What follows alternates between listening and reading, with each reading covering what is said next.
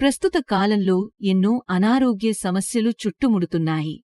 ఈ తరుణంలో ఆరోగ్యాన్ని కాపాడుకోవడం చాలా ముఖ్యంగా ఎండాకాలంలో చాలామంది డీహైడ్రేషన్ సమస్యతో బాధపడుతుంటారు.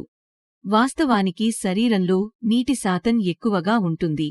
ఒకవేళ నీటి శాతం తగ్గితే అనేక అనారోగ్య సమస్యలను ఎదుర్కోవలసి ఉంటుంది.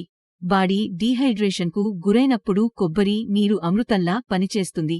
వాస్తవానికి కొబ్బరి నీరు ఆరోగ్యానికి చాలా మేలు చేస్తుంది.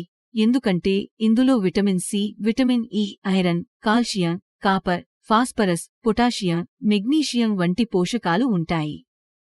ఇవి శరీరాన్ని ఆరోగ్యంగా ఉంచడంలో సాయపడతాయి. కొబ్బరి నీళ్లు ఎప్పుడు తాగినా మంచిదే, కాని కొందరికి మాత్రం సైడ్ ఎఫెక్ట్స్ ఉంటాయని పేర్కొంటున్నారు.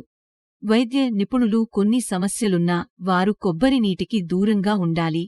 ఏ వ్యాధితో బాధపడేవారు కొబ్బరి నీళ్లు తాగకూడదో ఇప్పుడు తెలుసుకోండి. కిడ్నీ సంబంధిత వ్యాధులు ఉన్నవారు, కిడ్నీ సంబంధిత వ్యాధులతో బాధపడేవారు కొబ్బరి నీళ్లు తాగకూడదు. ఇందులో పొటాషియం ఎక్కువగా ఉండటం వల్ల ఆరోగ్యానికి హాని కలుగుతుంది. మధుమేహ రోగులు, మధుమేహ వ్యాధిగ్రస్తులు కొబ్బరి నీళ్లు తాగకూడదు. ఎందుకంటే దానిలో గ్లైసెమిక్ ఇండెక్స్ చాలా ఎక్కువ. అందుకే కొబ్బరి నీళ్లు తాగడం వల్ల రక్తంలో చక్కెర స్థాయి వేగంగా పెరుగుతుంది.